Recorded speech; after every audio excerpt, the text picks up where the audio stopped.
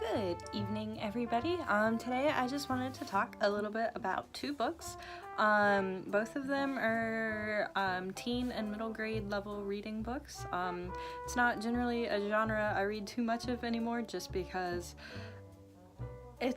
I read a whole bunch when I was actually a teenager and got kind of burned out on the whole thing because at the time there really weren't that many good ones out there, and then everything else just kind of felt like a repeat of it, so I kind of drifted away from the genre for a while. But over the last couple weeks I've been on a huge reading binge. Like, I've read 12 books in the last 2 weeks, I think, which for April my goal was 10 books, so I am blowing that out of the water and already am working through my May to reads list as well, but I'll get to that later. But two books so far that have super impressed me out of all the ones that I have read. The first one is Aru Shah and the End of Time. I don't remember who the author is off the top of my head, I apologize, but I will have a nice picture right here of the cover at some point, and I will have more information, summary, title, and stuff down in the description below. But it was a middle grade read level book, which means it's generally aimed toward like late elementary school, early middle school type deal. It was presented by Rick Riordan, or Riordan, however you say his name, which made me a little nervous to read it at first, just because I was not a fan of the Percy Jackson books. I never made it past, well, I read the first book, Percy Jackson and the Lightning Thief, and just wasn't that impressed with it. So I just didn't continue with the series. I will say that I'm glad that he has gotten a lot of people into reading, but it just wasn't my thing. But I was reading the cover of this in Kids because I am the children's lead at the store that I work at, so I deal with a lot of kids books. And Aru Shah was about Hindu mythology, and it was harkened as like basically the Hindu mythology version of Percy Jackson. And Hindu mythology has always been one of my favorite things, and the book was originally set in Atlanta, which is one of my favorite cities, and it involved two female characters, and the cover art, as you can see, is absolutely beautiful, so I decided to give it a go. We're allowed to borrow hardback books from work, and since it was in hardback, I'm like, hey, I'm not losing anything, except maybe an hour or two of my life. It'll be fine. And I fell in love with that book so much. It was amazing. It was funny, like there were all sorts of nerd references. There was one point, the nerd references were littered all throughout, and there were way too many to name, but one that I remember, they were talking about time, because obviously if you're going to title your book End of Time, you have to talk about time at some point. And one of the side characters was just like, I don't really know how to describe it, it's kind of wibbly wobbly. And for any of you who have seen Doctor Who, you'll know that reference immediately, and I read that and I burst out laughing, and I don't know, the book just kind of, it made me smile and laugh a lot, and I ended the book feeling like, I'm like, this is why I read, to have this feeling. And it was kind of sort of captured the joy of reading that, you know, you feel when you read a really good book for the first time. And you usually feel it when you're a kid, like for everybody who read Harry Potter and fell in love with Harry Potter, and like, you know that feeling. And I kind of like, I haven't really felt that about a book in a very long time.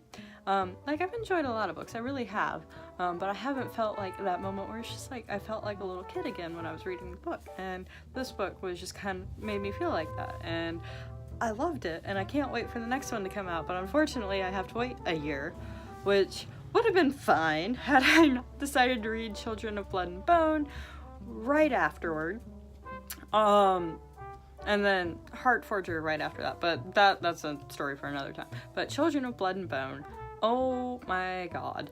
So there has been so much hype surrounding this book, right? Like, it is one of the most talked about teen books. There's already a movie option for it, and it's going to become a movie within the next year or two. The sequel is supposed to come out next year, and like, everybody seems to be talking about it. It's been likened as the next Harry Potter, which we'll get into that argument in a little bit. But so I was really reluctant to read it because I tend to take overly hyped books very negatively and tend not to like them. But it was really slow at work the other day, so I picked it up because we have a bunch of copies running around and started reading it.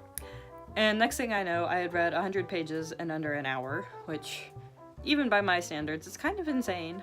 And then it gripped me right from the start and just was like so good. It was intense, the characters were amazing, the world building was incredible, and the magic was expertly done, and the author was just phenomenal. And like, I stayed up till about 2 or 3 in the morning reading this book, something I haven't done in forever because I just could not put this book down.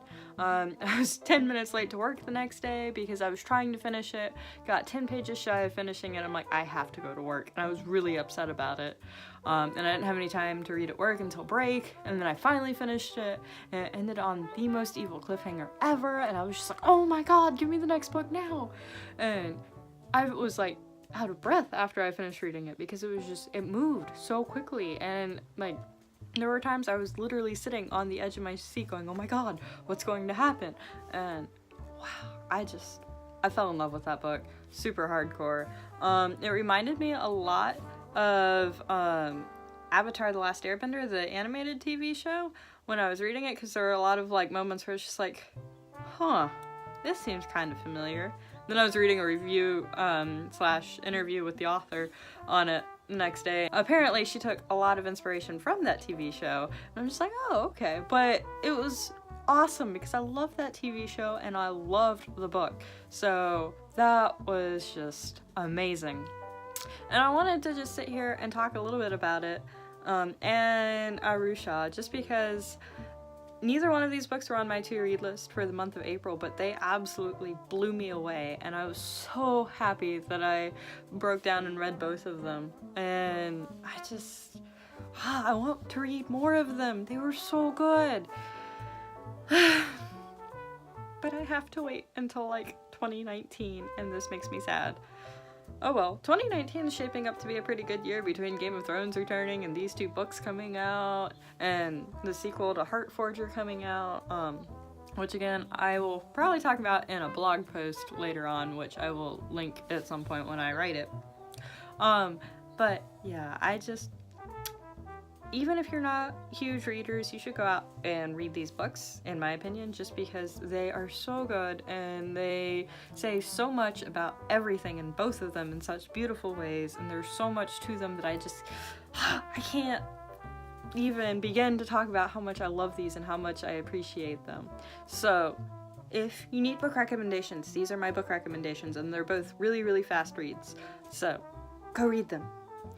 In the meantime, I hope you all have a wonderful day. Feel free to like, subscribe, comment, whatever, and I shall see you all later.